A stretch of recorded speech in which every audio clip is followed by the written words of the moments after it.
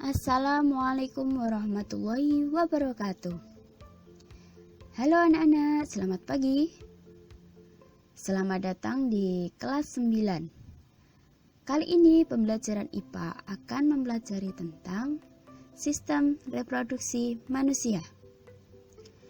Kompetensi dasar yang harus kita capai pada pembelajaran kali ini yaitu KD 3.1, mendeskripsikan struktur dan fungsi sistem reproduksi pada manusia, kelainan dan penyakit pada sistem reproduksi, dan penerapan pola hidup yang menunjang kesehatan reproduksi. Selanjutnya yaitu KD 4.1, kita diwajibkan untuk menyajikan hasil penelusuran informasi dari berbagai sumber tentang penyakit menular seksual dan upaya pencegahannya. Baiklah anak-anak, sebelum kita mempelajari tentang sistem reproduksi manusia, alangkah lebih baiknya kita pahami dulu tentang pembelahan sel, yang kali ini akan saya jelaskan melalui sebuah video.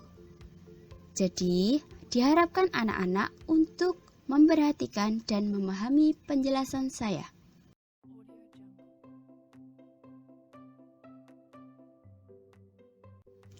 Sebelum menuju penjelasan yang ada di video, kali ini saya akan menyampaikan materi apa saja sih yang akan kita pelajari pada materi sistem reproduksi pada manusia.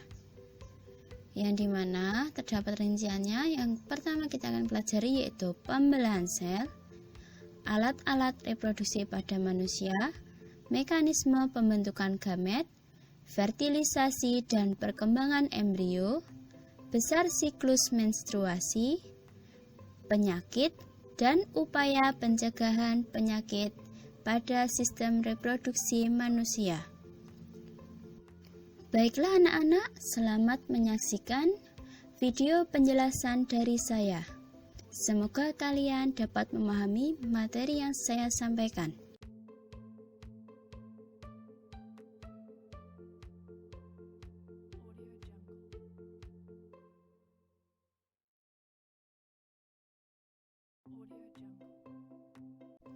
Seperti yang sudah saya jelaskan sebelumnya, sebelum mempelajari sistem reproduksi, mari kita pahami dulu materi tentang pembelahan sel. Sebelumnya, kita telah mengetahui bahwa pada awalnya manusia berasal dari satu sel. Sel tersebut kemudian mengalami pembelahan, sehingga jumlah sel pada manusia saat dewasa dapat mencapai 200 triliun. Pembelahan sel itu sangat penting bagi keberlangsungan semua makhluk hidup. Setidaknya ada 3 alasan mengapa sel mengalami pembelahan, yaitu untuk pertumbuhan, perbaikan, dan reproduksi.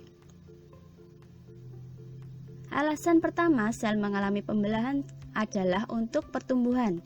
Tentu saja kita masih ingat salah satu ciri makhluk hidup adalah mengalami pertumbuhan.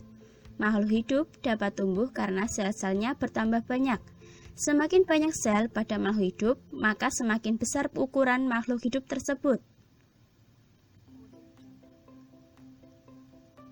Alasan selanjutnya adalah untuk memperbaiki suatu perbaikan jaringan. Pernahkah kamu mengalami luka pada bagian tubuhmu? Apakah setelah beberapa lama bagian tubuh yang luka tersebut dapat menutup seperti semula?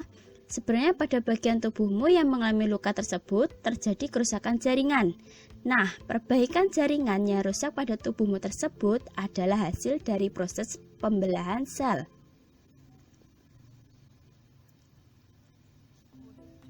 Alasan yang terakhir, sel mengalami pembelahan untuk reproduksi. Reproduksi atau perkembangbiakan adalah ciri lain dari makhluk hidup. Pada proses reproduksi seksual diperlukan sel kelamin untuk membentuk individu baru. Pembentukan sel-sel baru atau anakan dari sel yang sudah ada sebelumnya dapat terjadi dengan proses pembelahan sel.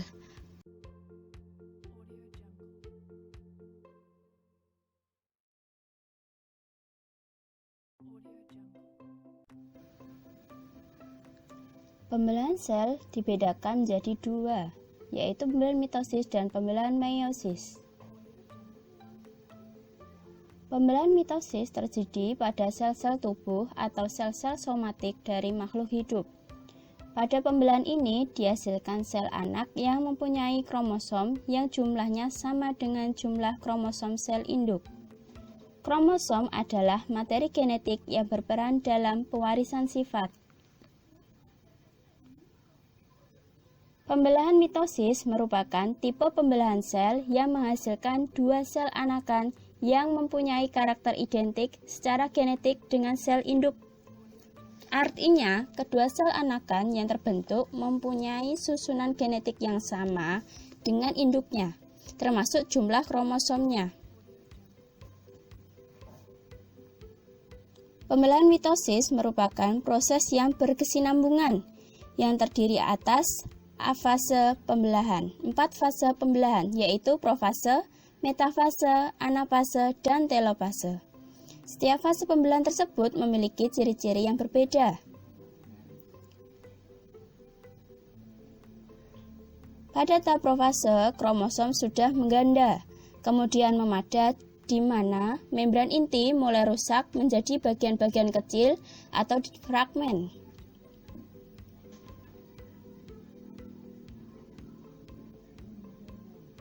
Pada tahap metafase, kromosom sudah berjajar pada bidang pembelahan.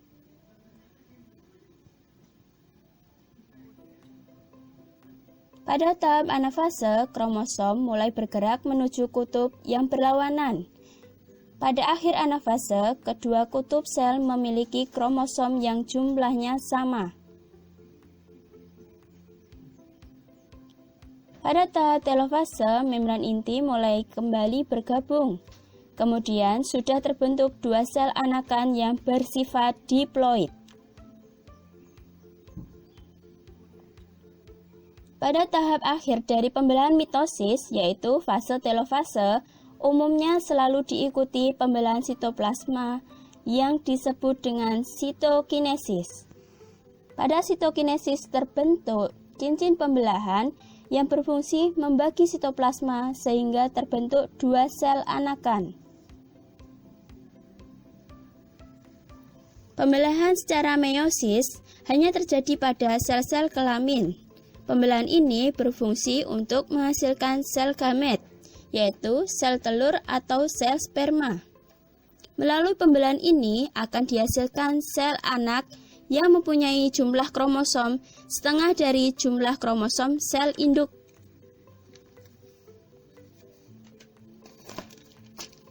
Pembelahan meiosis adalah pembelahan sel yang menghasilkan 4 sel anakan yang masing-masing sel anakan hanya memiliki separuh dari jumlah kromosom sel induk.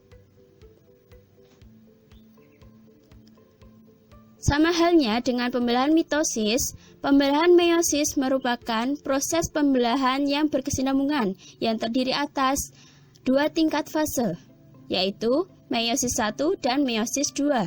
Pada setiap tingkatnya terdiri atas 4 fase pembelahan, yaitu profase, metafase, anafase, dan telofase. Pada profase 1, membran inti mulai rusak menjadi bagian-bagian kecil, dan kromosom sudah mengganda, kemudian memadat. Pada tahap metafase 1, kromosom berjajar pada bidang pembelahan.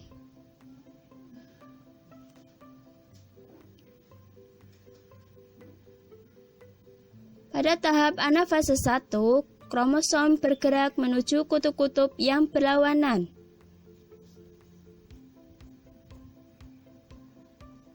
Pada tahap telofase 1, kromosom homolog memisah dan bergerak ke kutub-kutub yang berlawanan.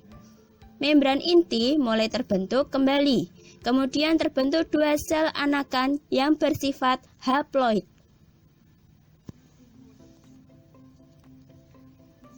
Pada tahap meiosis 2, yaitu profase 2, membran sel inti rusak menjadi bagian-bagian kecil.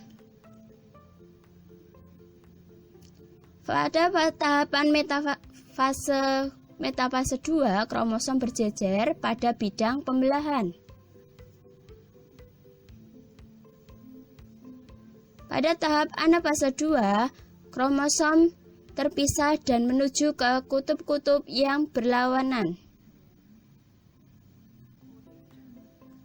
Pada tahap telofase 2, membran inti mulai terbentuk kembali dan sudah terbentuk 4 sel anakan yang bersifat haploid.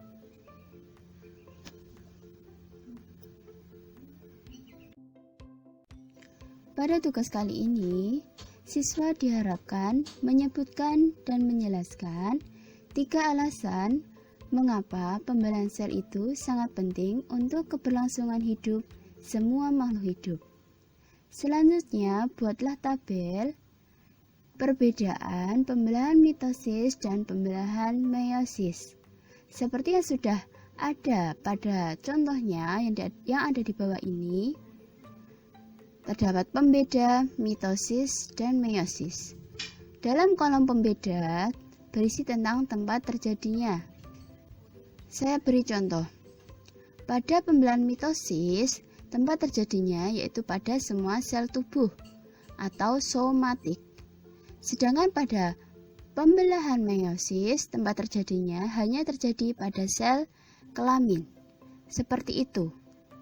Untuk tahap pembelahannya, tahap metafase, jumlah kromosom, hasil akhir, dan fungsi, kalian cari tahu apa sih perbedaannya antara pembelahan mitosis dan pembelahan meiosis.